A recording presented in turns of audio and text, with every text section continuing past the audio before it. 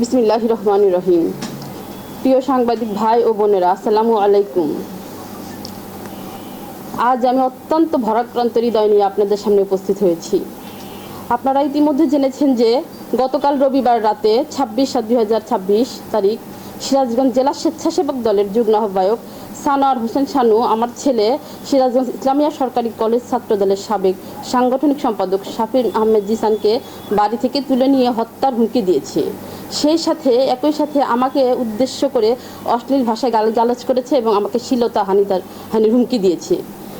একজন মা, আপনাদের বোন এবং একজন নারী হিসাবে আমার সম্মানে আঘাত লেগেছে। আমি এর তীব্র নিন্দা এবং প্রতিবাদ জানাচ্ছি। মূলত শুরুটা হয়েছিল জেলা বিএনপির দপ্তর সম্পাদক তানভীর মাহমুদ পলাশের একটি ফেসবুক পোস্টকে কেন্দ্র করে। সিরাজগঞ্জ প্রেস ক্লাবের নির্বাচন নিয়ে তিনি একটি পোস্ট করেছেন। ওই পোস্টে সানোয়ার হোসেন শানু আমার স্বামী সিরাজগঞ্জ প্রেস ক্লাবের সাধারণ সম্পাদক শরীফুল ইসলাম ইন্নাকে নিয়ে বিরূপ মন্তব্য করে। 26শে জুলাই রাতে সিরাজগঞ্জ শিল্পকলা একাডেমিতে জুলাই গণ অভ্যুত্থান স্মরণ সভা অনুষ্ঠিত হয়। সেখানে আমার ছেলে জিসান একটা সংক্ষিপ্ত বক্তব্য রাখে এবং সেই বক্তব্য ফেসবুকে পোস্ট করে। সেই পোস্টে সানোয়ার হোসেন শানু আমার ছেলেকে অশ্লীল ভাষায় গালিগালাজ করে এবং হুমকি দেয়।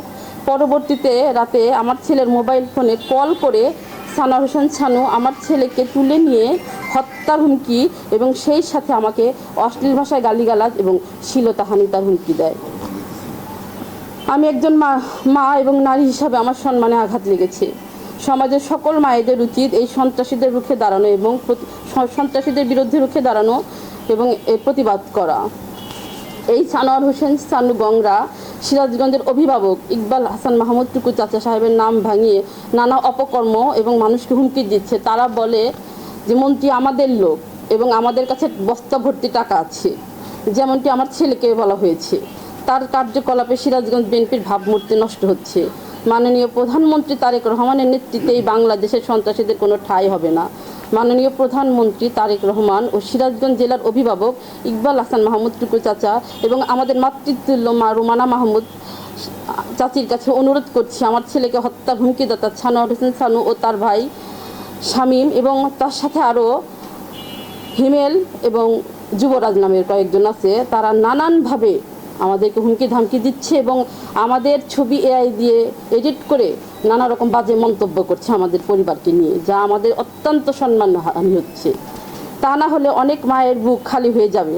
আমি আমার ছেলে ও পরিবার নিয়ে নিরাপত্তাহীনতায় ভুগছি। তাই আপনাদের কাছে দ্বারস্থ হয়েছে সাংবাদিক ভাই এবং আইনের কাছে, প্রশাসনের লোকের কাছে।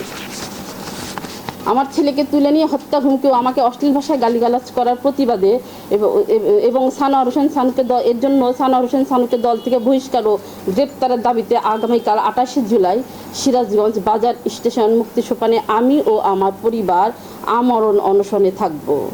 এই আমরণ অনশন সকল সাংবাদিকদের উপস্থিতিকে সার্বিক সহযোগিতা করার জন্য অনুরোধ করছি। সেই সাথে প্রশাসনের লোকজনকে আমাদেরকে সার্বিক সহযোগিতা করার জন্য অনুরোধ করছি।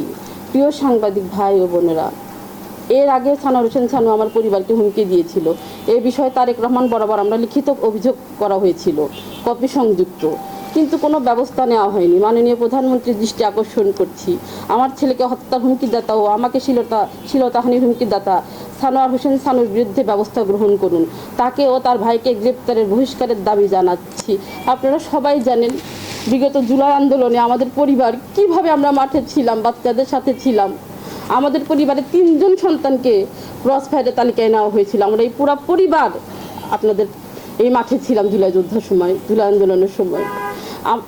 তখন আজ যদি শেখ হাসিনা না যেত, স্বৈরাচার সরকার না যেত, আমাদের পরিবারের কী অবস্থা হতো আপনারা সবাই জানেন।